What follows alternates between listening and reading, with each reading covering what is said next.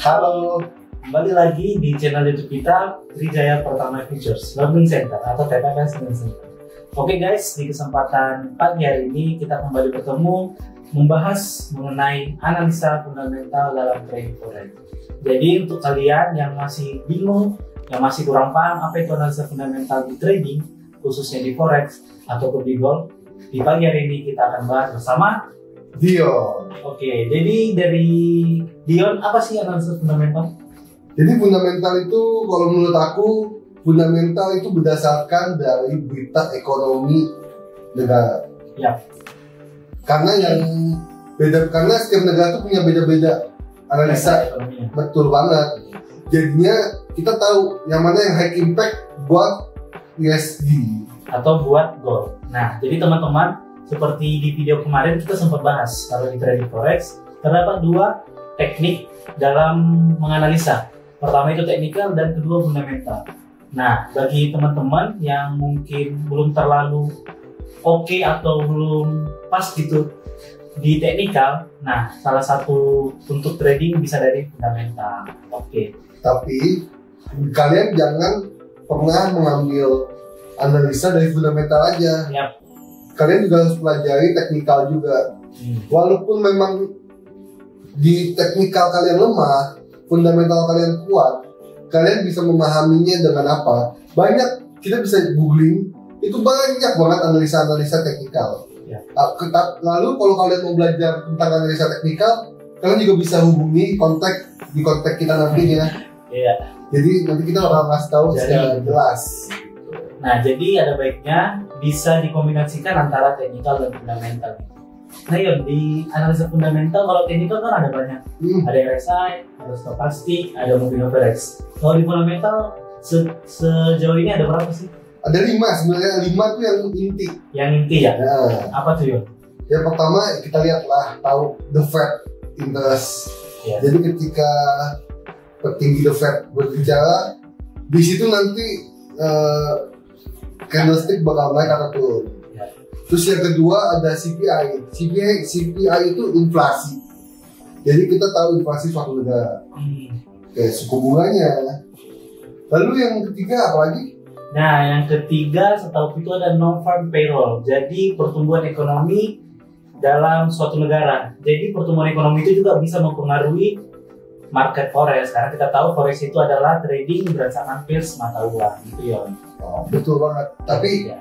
NFP juga nggak berdasarkan langsung tentang forex dong. Ya. Juga bisa ngaruh ke XAU. Boleh tahu atau komoditi lainnya. Nah, baru yang tahu yang keempat itu GDP. Mungkin kalau di bahasa Indonesia-nya atau PDB. Nah, GDP itu Gross Domestic Product atau jumlah nilai ekonomi dari suatu negara. Nah, jadi nilai GDP ini juga bakal mempengaruhi pairs mata uang negara tersebut. Nah, yang terakhir itu apa ya? Yang terakhir itu adalah unemployment rate. Jadi di situ kalian bisa melihat bahwa tingkat pengangguran di suatu negara itu tinggi atau lemah. Iya. Jadi kemungkinan high impact itu bakal kelihatan. Apalagi di setiap Kamis itu ada namanya initial jobless claims. Itu sangat berpengaruh banget buat USD. Iya. Apalagi fundamental itu. Jadinya kalian juga harus memahami bagaimana cara baca fundamentalnya. Tapi kalian bingung, kalian nggak tahu cara baca fundamentalnya. Nanti kembali lagi kontak kita aja di akhir video ini, nanti ada kontak kita atau di deskripsi di bawah. Nanti itu ada kontak kita gitu. Jadi bagi teman-teman yang sebenarnya masih belum terlalu ibaratnya belum terlalu pro dalam menganalisa teknikal, tetap bisa trading dengan menggunakan fundamental. Jadi kita trading berdasarkan apa rilis data yang keluar di 5 indikator tadi gitu. Nah, contohnya nih Yon, misalnya kita ambil The Fed kali ya. Boleh, The Fed. Coba dikasih contoh sih, kalau misalnya data The Fed keluar itu gimana mempengaruhi terhadap pasar? Oke, jadi The Fed itu kelihatan, kalau biasanya The Fed itu di fundamental itu nggak ada angka prediksi.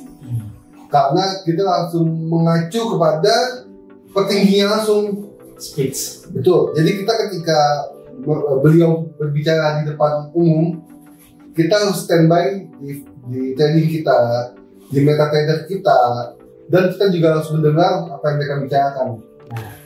Nah, jadi teman-teman, kalau misalnya nanti teman-teman ngulik tuh di beberapa platform yang menyediakan data ekonomi, nanti dia ada 3 tuh, ada previous nilai sebelumnya, ada forecast nilai yang diprediksi, dan ada nilai aktual. Nah, dari ketiga indikator tersebut menjadikan seperti kunci utama dalam kita melihat apakah market setelah data aktual keluar itu bakal turun atau bakal naik. Nah, biasanya kalau data The Fed itu turun, kalau misalnya suku bunga naik, yang menandakan USD bakal naik juga. Nah, kalau USD naik berarti tandanya SAU melemah. Betul, melemah. Begitu juga dengan kebalikannya. Jadi bagi teman-teman untuk yang mungkin belum terlalu mengetahui, kembali lagi bisa kontak kita akan bantu untuk mengetahui. Itu dia. Jadi kalian nggak usah malu, nggak usah kecil hati, kalian nggak usah insecure lah bahasa kasarnya. Jadi kita di sini sama-sama saling membantu, sama-sama ya win-win solusi nggak sih? Iya. Karena balik lagi, setiap kita trading, setiap harinya itu juga kita belajar. Jadi bukan berarti kita sudah mengetahui beberapa ilmu, kita stop mempelajari satu ilmu saja. Tetap menggali banyak-banyak lagi mengenai fundamental kan, teknikal kan gitu. Nah, selain mungkin contoh lain selain The Fed, kita bisa belajar gimana ya? Unemployment ya. Mungkin bisa dijelaskan kan untuk teman-teman? Untuk unemployment itu mungkin kita bisa lihat di situ ada aplikasi fundamental yang dimana nanti previousnya itu misalnya 2%, lalu diprediksi akan jadi 7%, itu dari 2% ke 7% sangat jauh naiknya. Yang kemungkinan pastinya nanti akan naik, USD bakal jauh grafiknya naik ke atas, dan gold bakal jatuh ke bawah banget karena benar-benar dalam dan tinggi gitu. Jadi intinya disclaimer itu adalah tingkat pengangguran. Ketika tingkat pengangguran menurun, yang berarti akan lebih banyak orang bekerja, yang membuat perekonomian suatu negara akan menguat. Nah, ketika suatu perekonomian negara menguat, di situ mata uangnya juga pasti akan menguat. Seperti konsep kita tadi, ketika USD atau mata uang pers lain naik, SAU bakal turun, begitu juga dan sebagainya. Gitu. Mungkin untuk penjelasan fundamental sudah cukup jelas kali ya. Kalau kalian mau bertanya-tanya tentang fundamental atau apapun juga, kalian bisa komentar aja di bawah. Nanti kita pasti bantu jawab lewat video atau kita lewat chat. Nah, habis itu kita juga di sini ada sesi tanya jawab dari beberapa viewers yang bertanya kepada kita. Mungkin bisa dijelaskan atau diberi pertanyaannya. Oke. Untuk berita-berita fundamental, apakah hanya dari Amerika saja yang berpengaruh? Bagaimana kalau dari negara lain seperti dari Eropa, Jerman, atau misalnya Hong Kong gitu? Nah, jadi gimana nih jawab pertanyaan itu? Kalau menurut aku sebenarnya semua berita tuh bakal terjawab semua di satu aplikasi atau di berita fundamental, yang dimana jikapun nanti Indonesia punya pengaruh tinggi kepada USA, itu bakal kelihatan high impact. Nah, tapi kita kembali lagi. Sebenarnya di sini adalah konteks yang sangat berpengaruh, itu adalah USA, Amerika, yang mempengaruhi itu USD. Jadi otomatis yang bisa masih mengatur pola-pola candlestick itu masih Amerika. Nah, jadi tambahan dikit lagi juga. Jadi di analisa fundamental itu juga walaupun seperti dibilang John tadi, yang memiliki pengaruh besar itu USD atau Amerika Serikat. Namun ada juga beberapa berita ekonomi seperti dari Eropa, Jerman kah, Spanyol kah, Prancis kah, itu juga dia akan tertera. Nah, biasanya informasi-informasi dari negara-negara tersebut dia akan mempengaruhi pers dari mata uang euro atau kreditornya EUR. Itu teman-teman. Next pertanyaan selanjutnya. Gimana caranya menggunakan analisis fundamental dan teknikal secara bersamaan? Oke, mungkin untuk pertanyaan aku jawab ya. Boleh, silakan. Nah, seperti yang tadi Dio sampaikan sama aku sampaikan, sebenarnya ada lebih baiknya ketika kita trading, kita mengkombinasikan dua teknik, analisa teknikal dan fundamental. Nah, kalau dari saran aku sih, kita tidak boleh berfokus kepada satu teknik. Misalnya ini kita melihat charts dari SAUSD, kita kombinasikan tuh teknikalnya, ternyata cocok di RSI sama di stokastik.